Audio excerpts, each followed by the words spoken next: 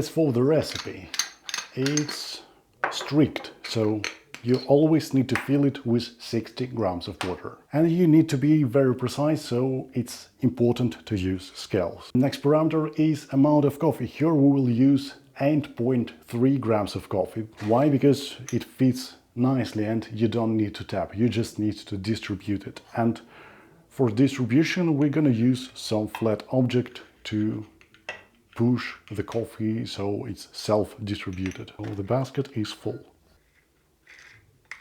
Pretty full basket. And you can't use lower dose here like 7 grams because it will be watery. So 8.3 grams is the golden dose, and for 60 grams of water it works extremely well.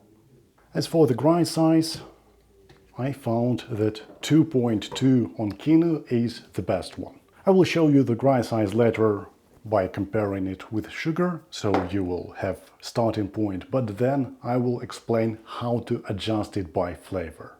Here is how we fill the basket. First of all, we take it out because it's easier that way. Pour the coffee and make a little taps from the side so it will distribute. Here is the dose of coffee. And now we just make it perfect by leveling out.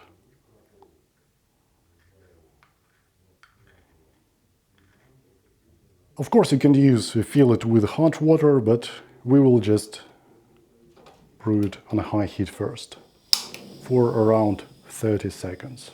We need brewing time from the appearance of the coffee to the bubbles, to the foam bubbles, so the finishing of the brewing, 33 to 45 seconds. This range, at least 33 seconds, because we need to brew it.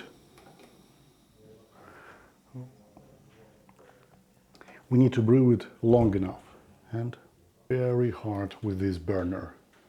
However, slow enough. Usually it takes like 3 minutes, 350, so I just usually go around 1 minute on a high heat, but here is could be too high, that's why I'm slow down at 40 seconds. And when the coffee appears, we start in the stopwatch in order to control how many seconds it takes here. So I can go slower. It's too fast.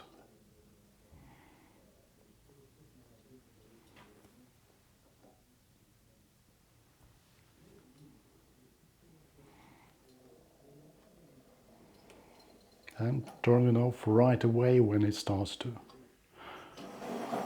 bubble. And this cup was too fast. As you can see, 22 seconds, not enough. So we need to decrease, or we can lift it over the burner, and we should get 44 grams of coffee, relatively 44. We need to pour not just the liquid inside, but from the column of the coffee. And now we're going to comment on the grind size, how to adjust it.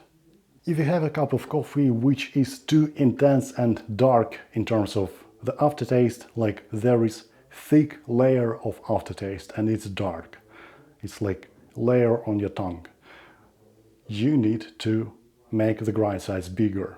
Why? Because it will make the coffee fresher, like more refreshing. Introduce more acidic notes or less bitter notes.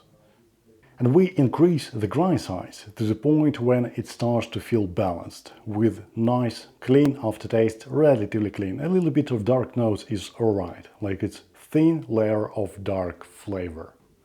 But we're not going to the point where coffee is watery. So, first of all, if coffee is watery, check if your brewing time is long enough, like 33 seconds at least. Here we have too fast brewing, so we need to decrease the flow rate by lifting the Moka pot from the stove. And when we're serving the coffee, let the coffee from the spout itself, from this column, pour out as well, because there will be coffee, it's brewed already, so why waste it? And with this recipe you will get around 44 grams of coffee. So now you know what it should taste like. It's a balanced cup of coffee, easy to drink, without unpleasant intensity, because intensity could be unpleasant. Now I'm going to show you the grind size comparison with the sugar. And we'll make another cup of coffee in order to show you the proper speed.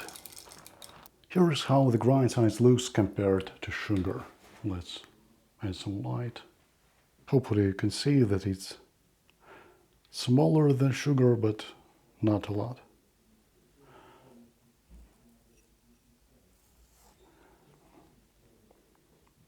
Probably 12 clicks on Commandant or something like this.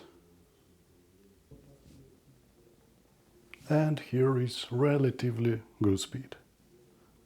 Still a little bit fast. That's why I'm lifting it.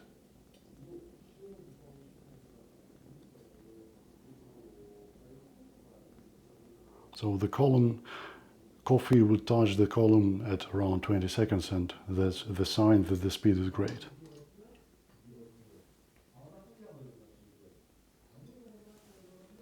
As you can see, it's 28 seconds already.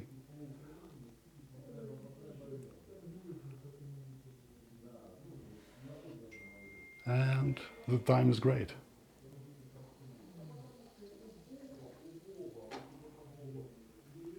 "44 seconds. So usually coffee is spilling from here as well.